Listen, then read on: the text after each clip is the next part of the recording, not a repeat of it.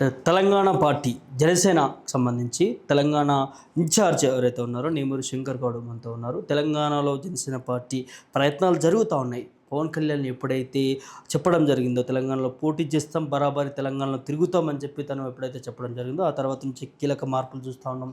కొత్త ఆఫీస్ని కూడా మణికొండ నియర్ బై ఉన్నటువంటి కొత్త ఆఫీస్ కూడా ఇటు జనసేన పార్టీ ప్రారంభం చేసుకోబోతా ఉంది. రేపు ఆ కార్యక్రమం ఉంది. దానికి పవన్ కళ్యాణ్ గారు రాబోతూ ఉన్నారు. మరి వీటన్నిటి మీద కూడా మాట్లాడించే ప్రయత్నం చేస్తా అన్న మనతో ఉన్నాడు. ఎట్లా చూస్తారు తెలంగాణలో జనసేన పార్టీ ప్రజల కోసం పనిచేస్తుందా, లేకపోతే ఇప్పుడు పనిచేస్తున్నటువంటి పార్టీలతోనే పొత్తులు చేసుకుంటుందా? విషయం ఒకటి మీకు క్లుప్తంగా తెలియజేస్తున్నాను. జనసేన పార్టీ కార్యాలయం ఆల్మోస్ట్ ఉండే మాకు 2014లో జనసేన పార్టీ పుట్టిందే తెలంగాణ గడ్డ మీద. అది ప్రతి ఒక్కరికి తెలియాలి. ఎందుకంటే 2014లో జరిగిన అంశాలు మనం చూసుకుంటే 2 రాష్ట్రాలు విడిపోయినా కానీ మేము 2 రాష్ట్రాలలో పార్టీని నిర్మాణం చేయడం జరిగింది. అందులో భాగంగా ఆంధ్రప్రదేశ్లో మీరు తెలుసు 21 సీట్లు, 2 ఎంపీలు, 2 ఎమ్మెల్సీలు, ఒక రాజ్యసభ, అదేవిధంగా కార్పొరేషన్లో కార్పొరేటర్లు చాలామంది గెలిచారు. అంటే కొత్త తరం రాజకీయం, కొత్త వ్యక్తులకి అవకాశం ఇచ్చింది. అటువంటిది ఏ పార్టీలో లేదు ఈరోజు. ఆ పార్టీలలో ఏమైపోయిందంటే వాళ్ళ ఫ్యామిలీస్, వాళ్ళ పిల్లలు వాళ్ళకే అవకాశం ఇస్తారు కానీ కొత్త వ్యక్తులకు ఇవ్వట్లేదు. సో జనసేన అధినేత శ్రీ పవన్ కళ్యాణ్ గారు సమాజం హితావు కొరకు, సమాజం బాగుండాలని, అన్ని వర్గాలకి న్యాయం జరగాలని జనసేన పార్టీ స్థాపించడం జరిగింది. అందులో భాగంగా మేము మొన్నటి వరకు కార్యాలయం ఉండే, అది కుకుట్పల్లి కార్యాలయం ఉపయోగించుకున్నాం.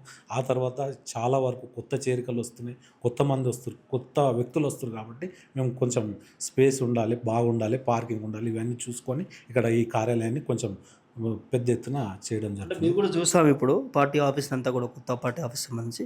సో చాలా అంటే ఏ పార్టీ ఆఫీస్ కంటే డిఫరెంట్గా పార్టీకి సింబల్స్ కావచ్చు, అదేవిధంగా పవన్ కళ్యాణ్ ఫోటోలు కావచ్చు, అక్కడక్కడ వాడినట్టు ఇంటీరియర్ డిజైన్స్ కావచ్చు, లైటింగ్ సెట్ కావచ్చు.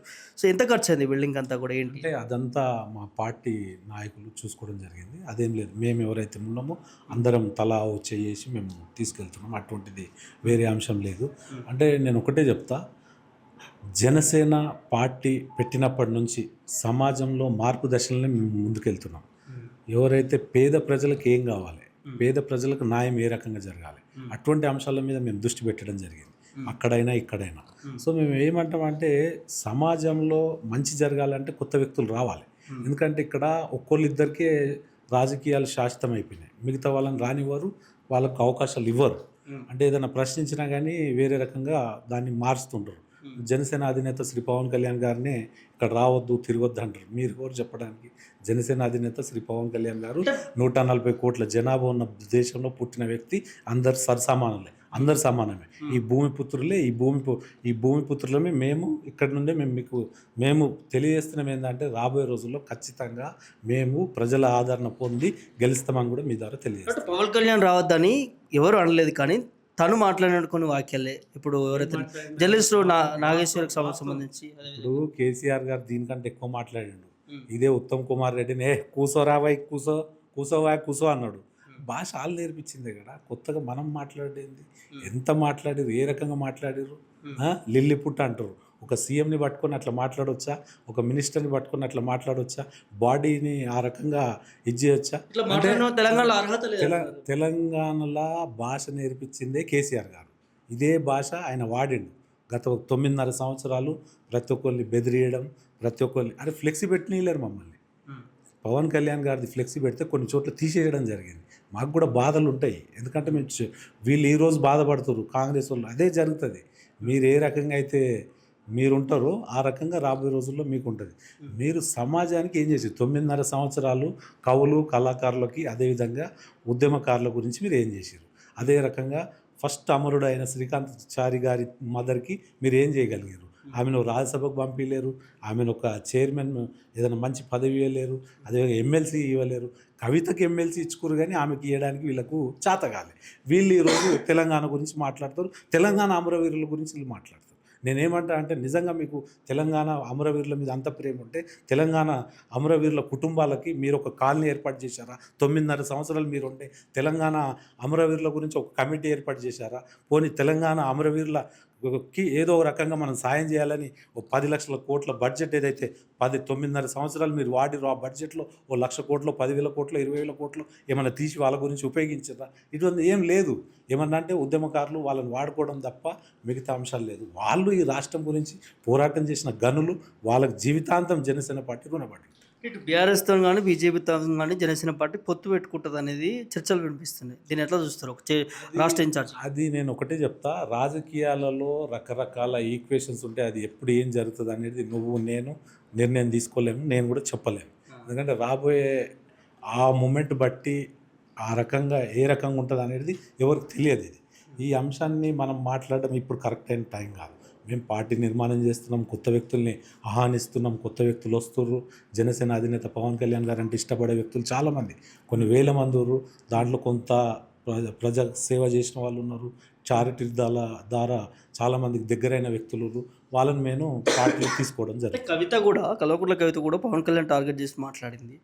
ఏ ముఖం పెట్టుకొని తెలంగాణకు వస్తున్నాడు, తెలంగాణకి వ్యతిరేకంగా మాట్లాడిన వాళ్ళంతా తెలంగాణ ద్రోహులే అవుతారు, 11 రోజులు నిద్రాహారాలు మానేయడం, అదేవిధంగా కోనసీమకు తెలంగాణ నాయకులు, ఇట్లాంటి వ్యాఖ్యలు. విషయం చెప్తా నేను, ఇప్పుడు ఆ అంశాలన్నీ అయిపోయినాయి.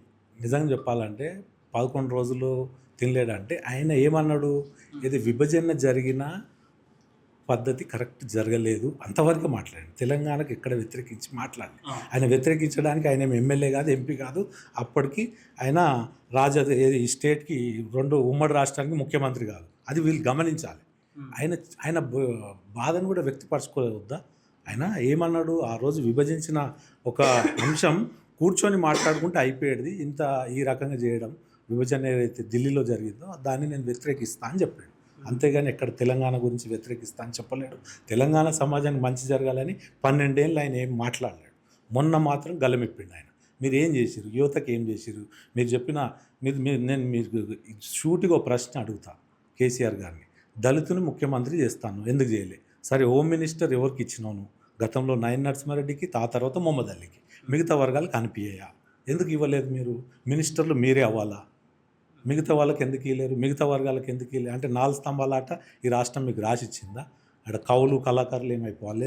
లాయర్లు ఆ రోజు వంట వార్పు చేసిన వ్యక్తులు ఎంతోమంది. ఈ రాష్ట్రం గురించి యావత్తు తెలంగాణ ప్రజలు 4 కోట్ల మంది రోడ్ల మీదకి వచ్చారు. మీరు ఒక్కరే చేసినట్టు, మీరు ఒక్కరే ఇది చేసినట్టు మేము కూడా మొత్తం అమీర్పేట నుంచి బిగ్ బజార్ వరకు మేము ఏం చేసినాం మాకు తెలుసు. పెద్ద ఎత్తున ఆందోళన చేసినాం. చెప్తామా? చాలామంది, నా లెక్క చాలామంది పాల్గొన్నారు. ఓయోలు, కాకతీయ యూనివర్సిటీ, వీళ్ళంతా పాల్గొంటేనే కదా మనకు వచ్చింది తెలంగాణ.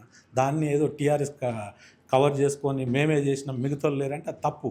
మీరు నిజంగా అటువంటి అవకాశం ఇచ్చినప్పుడు మిమ్మల్ని అడుగుతున్నాం మీరు ఆ 9.5 సంవత్సరాలు బడ్జెట్లో ఎందుకు ఉద్యమకారుల గురించి ఒక 10,000 కోట్లు, 20,000 కోట్లు ఎందుకు తీయలేదు? తీస్తే వల్ల కాంగ్రెస్ అపోజ్ చేసేదా, బీజేపీ మన వద్దనేదా? మీకు ఆ ఆలోచన లేదు. మీరు అందుకే ఈ రకంగా అయిపోయింది. మీరు దయచేసి మీ ద్వారా నేను తెలియజేస్తున్నా, ఇప్పటికైనా ఆలోచించండి. ఇప్పుడు కాంగ్రెస్ ప్రభుత్వం ఉంది, ఇప్పటికైనా ఆలోచించి ఒక కమిటీ ఏర్పాటు చేసి వాళ్ళకి న్యాయం జరిగేలాగా చూడాలని మీ ద్వారా అన్ని నియోజకవర్గాల్లో పోటీ చేయబోతుందా? ఫైనల్ ఎట్లా ఉండబోతుంది? చూద్దాం. అది మూమెంట్ బట్టి, మా బలాన్ని బట్టి మేము ముందుకెళ్తాం.